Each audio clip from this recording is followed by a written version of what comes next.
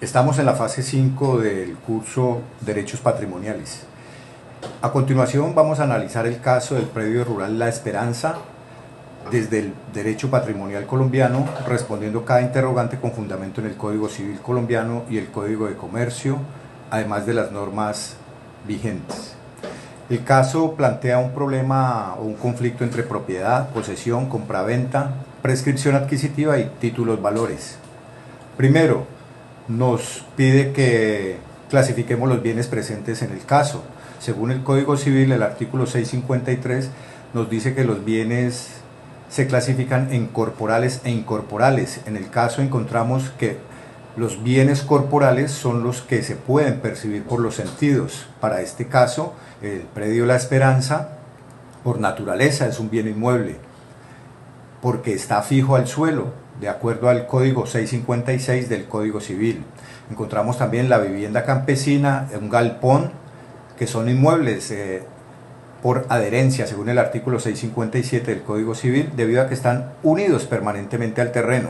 Tenemos igualmente unos cultivos de plátano, yuca y cacao, mientras permanezcan adheridos al terreno, son inmuebles.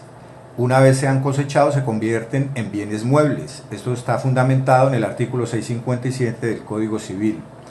Encontramos un sistema artesanal de riego que se considera inmueble por destinación, conforme al artículo 658, ya que está destinado a la explotación agrícola del inmueble. Igualmente, hay unos bienes muebles, que son los tractores, según el artículo 655, debido a que pueden transportarse de un lugar a otro según la definición. En cuanto a bienes incorporales, encontramos en este caso el derecho de dominio y los derechos derivados del contrato de compraventa, conforme al artículo 664 del Código Civil. La diferencia entre el derecho real de dominio y la posesión ejercida por Pedro nos dice que el artículo 669 del Código Civil, que el derecho real es la facultad de usar, gozar y disponer de una cosa. Y de otro lado, la posesión se define en el artículo 762 como la tenencia de una cosa con ánimo de señor y dueño. En este caso, el señor Juan Cárdenas tiene el dominio inscrito en el folio con matrícula inmobiliaria y el señor Pedro Ramírez tiene una posesión material desde hace 35 años. La diferencia principal es que el dominio otorga la titularidad jurídica y la posesión es una situación de hecho que la ley protege. Sin embargo, aunque Pedro no aparece registrado como propietario, su posesión prolongada podría producir efectos jurídicos o produce efectos jurídicos importantes.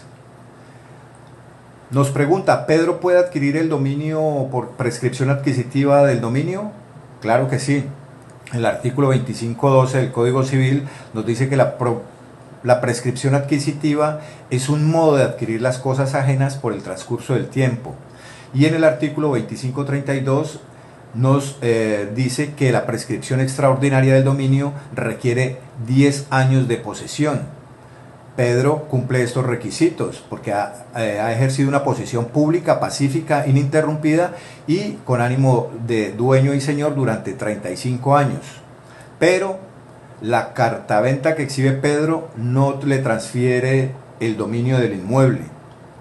Encontramos en el artículo 1857 del Código Civil que se exige escritura pública para la venta de bienes inmuebles.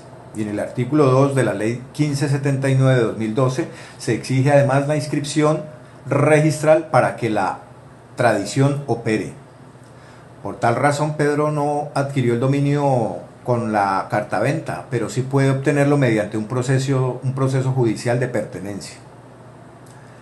¿Cuál es la situación jurídica del señor Juan Cárdenas? ¿Puede ejercer la acción reivindicatoria y qué requisitos de acuerdo a la ley debe acreditar? Primero que todo, el señor Juan Cárdenas sí puede ejercer la acción reivindicatoria, en tanto que el artículo 946 del Código Civil nos dice que es la acción del dueño que no posee, pero la puede hacer para recuperar la cosa de quien sí la posee. Para que le prospere esta acción, al señor Juan debe probar su derecho de dominio mediante el certificado de tradición y una escritura inscrita. Debe identificar plenamente el inmueble sobre el cual va a ejercer la acción jurídica y demostrar que el señor Pedro o un tercero posee actualmente el predio. No obstante, esta acción reivindicatoria podría tener alguna dificultad si el señor Pedro logra demostrar que la prescripción adquisitiva extraordinaria le es favorable y en tal razón la acción de Juan puede extinguirse. Aquí hay un conflicto entre el propietario inscrito y el poseedor material de ese predio. Nos preguntan que qué efectos genera el contrato de compraventa celebrado entre el señor Pedro y la señora Luisa, y que si Pedro puede exigir su pago y si Luisa puede solicitar la nulidad y la ineficacia. El artículo 1849 del Código Civil nos dice que la compraventa es un contrato por el cual una parte se obliga a dar una cosa y la otra a pagarla. En este caso el contrato genera obligaciones, pero no transfiere el dominio, porque el señor Pedro no es propietario registrado. El artículo 1857 nos dice que se debe tener escritura pública para vender el inmueble. El contrato existe, mas la propiedad no se ha transferido.